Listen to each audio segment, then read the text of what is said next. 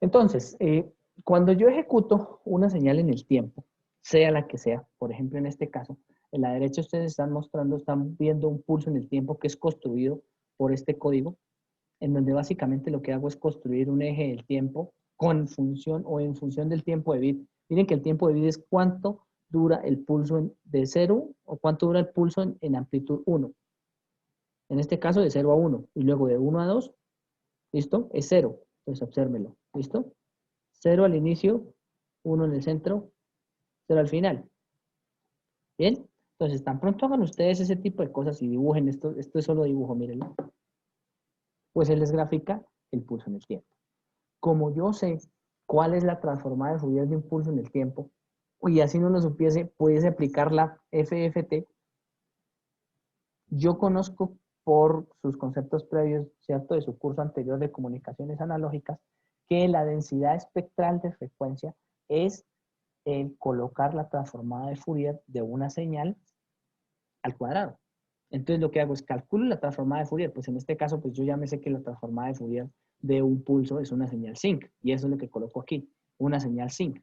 Mírenla, esta es la transformada de Fourier, la fórmula de una transformada de Fourier de un pulso. Entonces depende del tiempo de bit, como yo les decía, y depende de la amplitud, mírenla, en un pulso. ¿Listo? Y ploteo o dibujo el valor absoluto al cuadrado de esa transformada de Fourier. Entonces, claro, cuando yo grafico el transformada de Fourier de un pulso, le voy a quitar el cuadrado para que ustedes observen la diferencia. Voy a colocarlo por aquí y voy a graficarlo en una tercera por aquí. Entonces vamos a hacer 3 gráficas.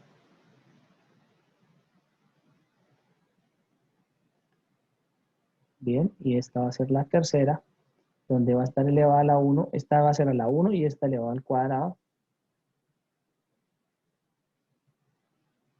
Y ustedes comparen lógicamente su pulso con la transformada de Fourier, pues van a observar que la transformada de Fourier elevada a la 1, la que es directa, pues obliga o trabaja con los valores reales. Déjenme un segundo, les quito el valor absoluto al que está la 1.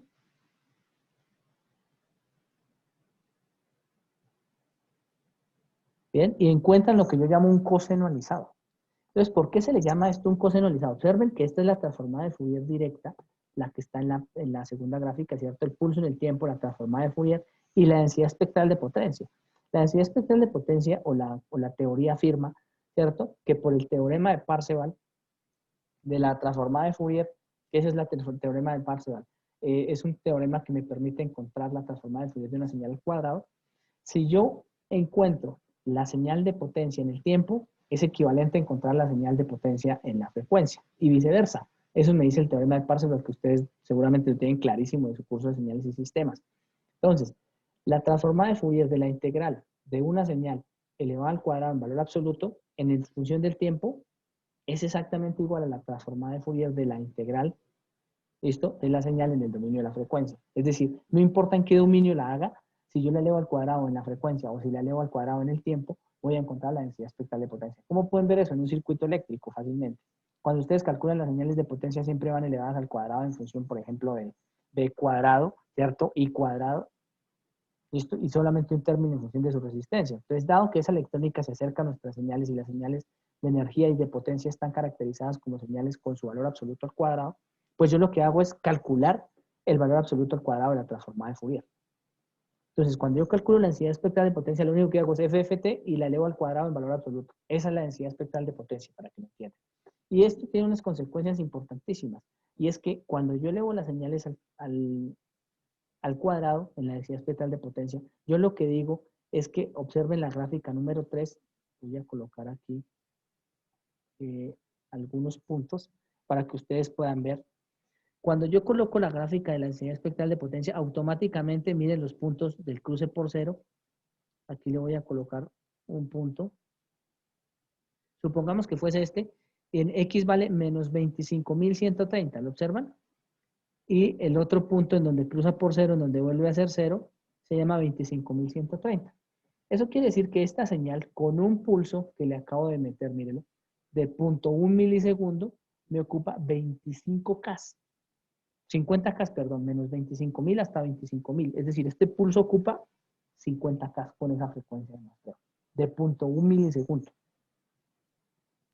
Eso sería el ancho de banda que está ocupando el pulso. Es correcto. Ese primer cruce por cero en un pulso es el ancho de banda. Y por eso digo que la señal en el pulso en el tiempo es la señal más cuidadosa que hay que trabajar. La señal triangular les va a ocupar un poco menos. La señal sinusoidal es un pico nada más. Ustedes la pueden colocar y la pueden cambiar. La señal PWM pues va a ser un pulso evidentemente pues que tiende a volverse más pequeño por un lado y más largo por el otro. Y así sucesivamente. Pero esto es importante. ¿Por qué el pulso? Porque el pulso siempre tiene una parte en cero y una parte en uno. Entonces, por ejemplo, si ustedes hacen el no retorno a cero, pues saben que la mitad del ciclo útil de vida está arriba y la mitad del ciclo útil está abajo. Eso influye un montón en nuestra frecuencia. ¿Por qué razón? Porque al final en la vida real yo le coloco un filtro pasabanda que solamente me deje pasar desde el punto izquierdo hasta el punto derecho, y ahí está la mayoría de la potencia concentrada. Miren la densidad espectral, ahí está la potencia. De aquí, sí hay una cola pequeña, pero estamos hablando de una efectividad de más del 90% en potencia de transmisión. Entonces, si envío un vatio, envía en realidad 900 milis. Y eso es muy bueno.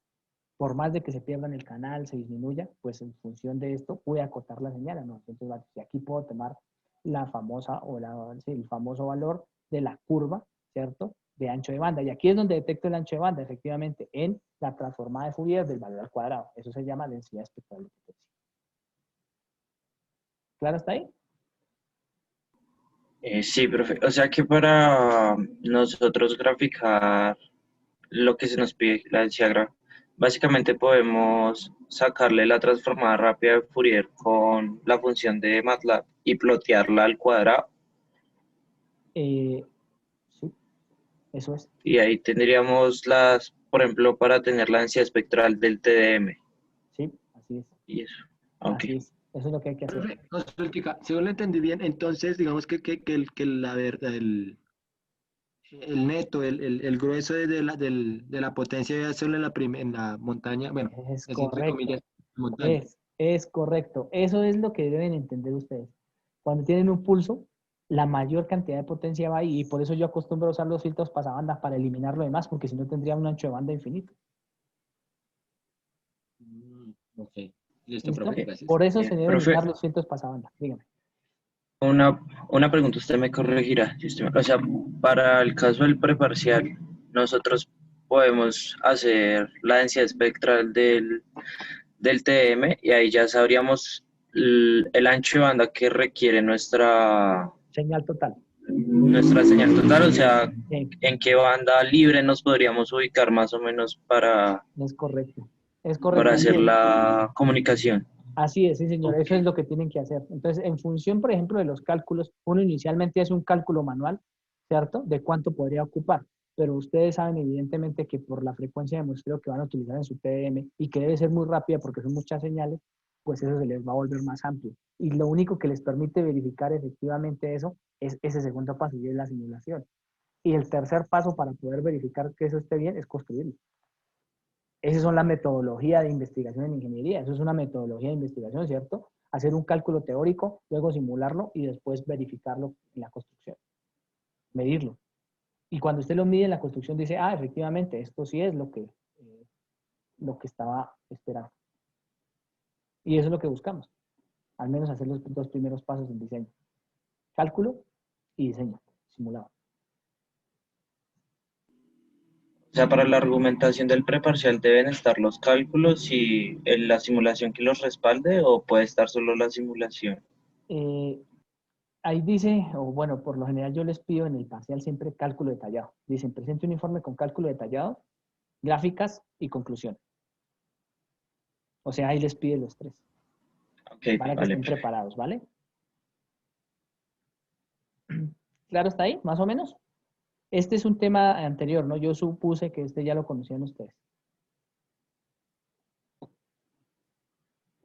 No sé si tengan alguna otra duda. No, pues ya entendí la densidad y ya, mucho mejor. Gracias. Bien, es muy fácil, la densidad es el valor absoluto al cuadrado. Bien, pero si no se conoce, pues evidentemente va a ser un poco difícil. Bien, por favor, ¿me podrían decir quiénes son del grupo 1? Profe, Valeria, Andrea y Miguel. Valeria, Miguel y Andrea. Grupo número 2. Johan Cruz, Cristian Gómez y Juan David Castro, profe. Johan Cruz, Juan David Castro y Cristian Gómez. ¿Listo? Para el grupo número 3. Daniel Castañeda, Sí. Ariana Córdoba y Camilo Sebastián Sotelo. Camilo Sebastián Sotelo. Este Bien. es en Sotelo. ¿Listo? El grupo número 4. Carlos Zipa y Camilo Leito, profe. Cristian Camilo Leighton. Sí, señor. ¿Sí? Vale. El grupo número 5. Herman Cruz Sí. y José Nelson. Vale, muchas gracias. José Nelson, ¿bien más o menos o no? ¿O peor? No, sí, ya más o menos. ¿Listo? Grupo número 6. Jessica Erazo y Cristian Camilo Hernández. Vale. José Nelson es el de otro que aparece ahí, ¿cierto? Sí, señor. ¿Listo? Y don Alberto lo dejamos en el grupo de laboratorio, ¿vale? En caso tal de que ustedes necesiten. Él queda en el grupo número, yo siempre le coloco, bueno, hoy ya le empecé a colocar laboratorio para que sea más fácil de identificar. Son 6 grupos y laboratorio y ya arrancan todas las sesiones, entonces pueden ingresar a cada una y me van preguntando a medida que vayan avanzando, por favor. Listo, profe. Bueno,